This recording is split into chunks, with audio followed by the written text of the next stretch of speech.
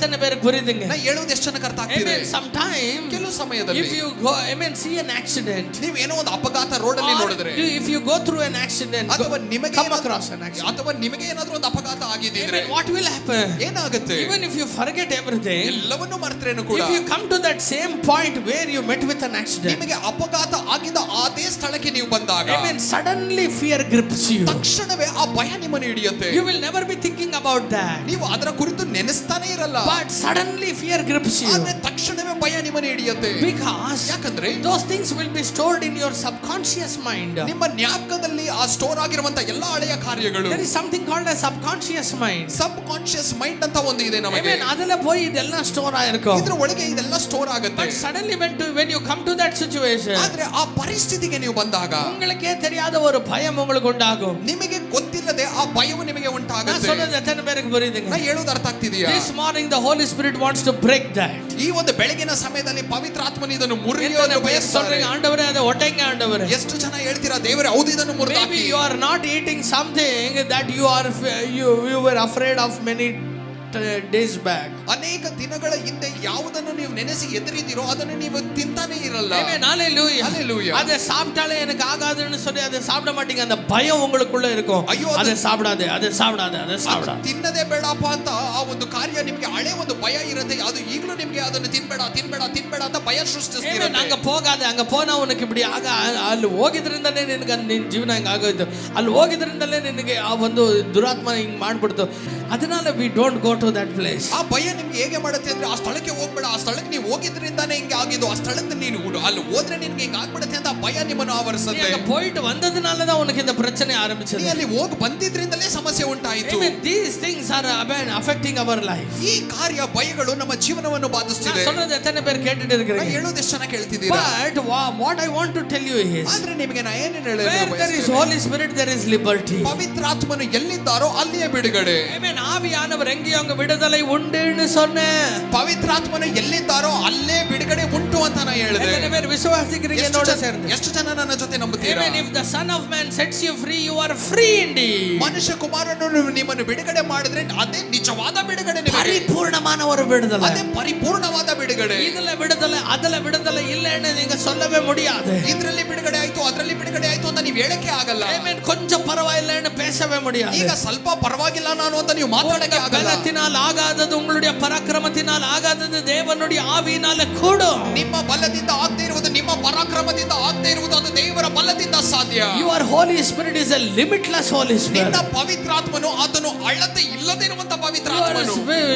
Spirit of God is a barrier breaker. ನಿನ್ನ ಪವಿತ್ರಾತ್ಮನು ಆತನು ತಡೆಗಳನ್ನು ಮುರಿದಾಕುವಂತ ದೇವರ ಆತ್ಮನು. என்னோட சேர்ந்து ಆಮೆನ್ சொல்றீங்க? ಎಷ್ಟು ಜನ ನನ್ನ ಜೊತೆ ಆಮೆನ್ ಅಂತೀರಾ? அப்பொழுது எந்த விஷயத்திலும் கூட உங்களை பிடிக்கிற சங்கிலிகள் இருக்க கூடாது. ಆಗ ನಿಮ್ಮನ್ನು ಯಾವ ವಿಷಯದಲ್ಲೂ ಹಿಡಿಯುವಂತ ಸರ್ಪಣಿಗಳು ಇರಬಾರದು. As God is, you have to be like him. ದೇವರು ಹೇಗಿದ್ದಾರೋ ಹಾಗೆ ನೀವು ಇರಬೇಕು. Because you have received the spirit of sonship. ಯಾಕಂದ್ರೆ ಆತ ಪುತ್ರ ಸ್ವೀಕಾರದ ಆತ್ಮವನ್ನು ಹೊಂದಿದ್ದೀರಾ. எத்தனை பேர் நான் சொல்றது ஆமென் சொல்றீங்க? ಎಷ್ಟು ಜನ ಆಮೆನ್ ಅಂತೀರಾ? Hallelujah, hallelujah. But there is one significant thing that we see in Jacob's life. ಆದ್ರೆ ಯಾಕೋಬನ ಜೀವನದಲ್ಲಿ ಒಂದು ವಿಶೇಷವಾದ ಕಾರ್ಯವನ್ನು ನೋಡ್ತೇವೆ. Amen. ಅವனுடைய வாழ்க்கை, ಆತನ ಜೀವನ என்னைக்கு ಅವನು ಭಯಪಟ್ಟಾನೋ, ಯಾವತ್ತು ಎದುರುಕೊಂಡನೋ, Amen, when he ran out of his house, ಯಾವತ್ತು ಆತನ ಮನೆಯಿಂದ ಬಿಟ್ಟು ಹೊರ when ಹೋದನೋ, he said ಅಯ್ಯೋ ಏಸಾವು ಏಸಾವು ಏಸಾವು, ಆತ ಯಾವತ್ತು ಏಸಾ ಏಸಾ ಏಸಾ ಅಂತ ಎದುರುನೋ, ಏಸಾವು ಏಸಾವಣ್ಣ ಏಸಾವು ಏಸಾವು ಏಸಾವು, ಆತ ಏಸಾ ಏಸಾ ಅಂದ್ರೆ ಅದು ನನ್ನ ಸಾವು ಅಂತ ಅನ್ಕೊಂಡ. Hallelujah, hallelujah. What did God do? ದೇವರು ಏನ್ ಮಾಡಿದ್ರು? God showed him a vision.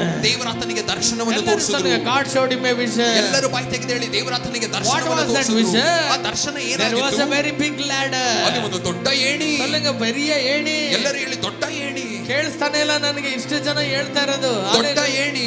சொல்லுங்க, ಎಲ್ಲರೂ ಹೇಳಿ. Amen. பெரிய ஒரு Amen ಏಣಿ. ಒಂದು ದೊಡ್ಡ ಏಣಿ. அதனுடைய ஒன்னு எண்டு ஹெவனை தொடுகிறது. ಅದರ ಒಂದು ತುದಿ ಪರಲೋಕವನ್ನು ಮುಟ್ಟುತ್ತಿದೆ. இன்னொரு எண்டு இங்கே பூமியை தொடுகிறது. ಇನ್ನೊಂದು ತುದಿ ಭೂಮಿಯನ್ನು ಇದರ ಮುಟ್ಟುತ್ತಿದೆ. ಮಧ್ಯದಲ್ಲಿ ஒன்னு நடக்கிறது. ಇದರ ಮಧ್ಯದಲ್ಲಿ ಒಂದು ನಡೀತಿದೆ. ಮೇಲೆ இருக்கிறவர் கீழே வரல, கீழே இருக்கிறவர் மேலே போகல. ಮೇಲಿರುವವರು ಕೆಳಗೆ ಬರಲಿಲ್ಲ, ಕೆಳಗಿರುವ ಈತನ ಮೇಲೆ ಹೋಗಲಿಲ್ಲ.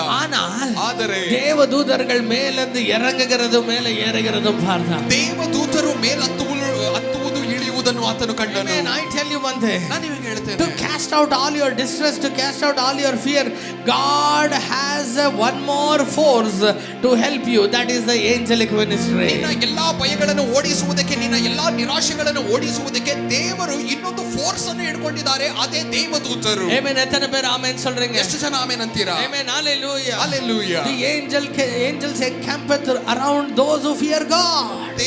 ಯಾರ್ಯಾರೆಲ್ಲ ದೇವರಿಗೆ ಎದುರಿದ್ರು ಅವರ ಸುತ್ತಲೂ ದೇವದೂತರಿದ್ರು. ಎತ್ತನೆ ಬೇರೆ ಆಮೆನ್ சொல்றீங்க. ಎಷ್ಟು ಜನ ಆಮೆನ್ ಅಂತೀರಾ? ಯಾರೆಲ್ಲ ಕರ್ತರಿಗೆ பயப்படுகிறார்களோ, ಯಾರೆಲ್ಲ ದೇವರಿಗೆ ಎದುರ್ತಾರೋ அவர்கள் சுற்றிலும் கர்த்தர் தூதர்களை வைத்து பாதுகாக்கிறவர். ಅವರ ಸುತ್ತಲೂ ದೇವದೂತರನ್ನು ಇಟ್ಟು ದೇವರು ಕಾಪಾಡುವಾತನು. ಕಾಲುಗಳು ಕಲ್ಲಿಗೆ ಇಡರಾದಬಡಿ ಅವர்கள் எங்களை காப்பார்கள். ಕಾಲು ಕಲ್ಲಿಗೆ ತಗಲದ ರೀತಿಯಲ್ಲಿ ಅವರೇ ನಮ್ಮನ್ನು ಕಾಪಾಡ್ತಾರೆ. ಬೇರೆ ಆಮೆನ್ சொல்றீங்க. ಎಷ್ಟು ಜನ ಆಮೆನ್ ಅಂತೀರಾ? Right throughout the whole Bible you see angelic ministry. ಸತ್ಯವೇದದ ಪೂರ್ತಿ ನೀವು ನೋಡುವಾಗ ಎಲ್ಲಾ ಕಡೆ ಬರೆಯಲ್ಪಟ್ಟಿದೆ ದೇವದೂತರ ಕಾರ್ಯಗಳು. But the church is not availing that amen angelic ministry today. ಆದ್ರೆ ಇವತ್ತು ಸಭೆಯು ಈ ದೇವದೂತರ ಕಾರ್ಯಗಳಿಗೆ ಇನ್ನೂ ಅದು ಉಪಯೋಗಿಸ್ತಾ ಇಲ್ಲ. ಎತ್ತನೆ ಬೇರೆಗೆ ನಾ சொல்றது புரியுதுங்க? ಎಷ್ಟು ಜನಕ್ಕೆ ನಾನು ಹೇಳೋದು ಅರ್ಥ ಆಗ್ತಿದೆ? Hallelujah. Hallelujah. Angelic ministry was not reserved for Old Testament. ದೇವದೂತರ ಸೇವೆಯ ಕಾರ್ಯಗಳು ಹಳೆ ಒಡಂಬಡಿಕೆಗೆ ಮಾತ್ರವಲ್ಲ. Amen. Even in the New Testament. ಹೊಸ ಒಡಂಬಡಿಕೆಯಲ್ಲೂ. Amen. New Testament begins with the angelic ministry. ಹೊಸ ಒಡಂಬಡಿಕೆ ದೇವದೂತರ ಸೇವೆಯಿಂದಲೇ ಪ್ರಾರಂಭಿಸುತ್ತೆ. Angel Gabriel came to Mary. ಗಬ್ರಿಯೇಲನ ಆ ದೇವದೂತನು ಮರಿಯಳ ಬಳಿ ಬಂದು Angels came and sang song to the shepherds. ಆ ಒಂದು ದೇವದೂತರು ಅಲ್ಲಿಂದ ಕುರಿ ಮೇಯಿಸುವವರ ಕುರುಬರ ಬಳಿ ಬಂದು ಹಾಡಾಡಿದರು. Angel came and strengthened Jesus in the garden of Gethsemane. Gethsemane ತೋಟದಲ್ಲಿ ದೇವದೂತನು ಇಳಿದು ಬಂದು ಯೇಸು ಕ್ರಿಸ್ತನನ್ನು ಬಲಪಡಿಸಿದನು. Amen. Angel came and released Peter out of the prison. ಪೇತ್ರನನ್ನು ಸೆರೆಮನೆಯಿಂದ ಆ ದೇವದೂತನು ಬಂದು ಬಿಡಿಸಿದನು. What does the Bible speak about amen angels in Revelation? ಪ್ರಕಟಣೆ ಪುಸ್ತಕದಲ್ಲಿ ದೇವದೂತರ ಕುರಿತು ಸತ್ಯವೇದ ಏನು ಹೇಳುತ್ತೆ? Amen. It is more of angels. ಎಲ್ಲಾ ದೇವದೂತರೇ, My dear people of God, ನನ್ನ ದೇವಜನರೇ, there is a group of angels that fights for you. ನಿನ್ನ ಪರವಾಗಿ ಹೋರಾಡುವುದಕ್ಕಾಗಿ ಒಂದು ಗುಂಪು ದೇವದೂತರಿದೆ. When you are close to God, ನೀ ದೇವರಲ್ಲಿ when you ಹತ್ತಿರದಲ್ಲಿದ್ದರೆ, walk according to the status of ನೀ God, ದೇವರು ಹೇಳಿರುವ ಪ್ರಕಾರ ನೀ ನಡೆಯುವುದಾದರೆ, amen, you have a powerful force to avail. ನಿನಗೋಸ್ಕರ ಒಂದು ಬಲವಾದ ಒಂದು ಗುಂಪೇ ಇದೆ.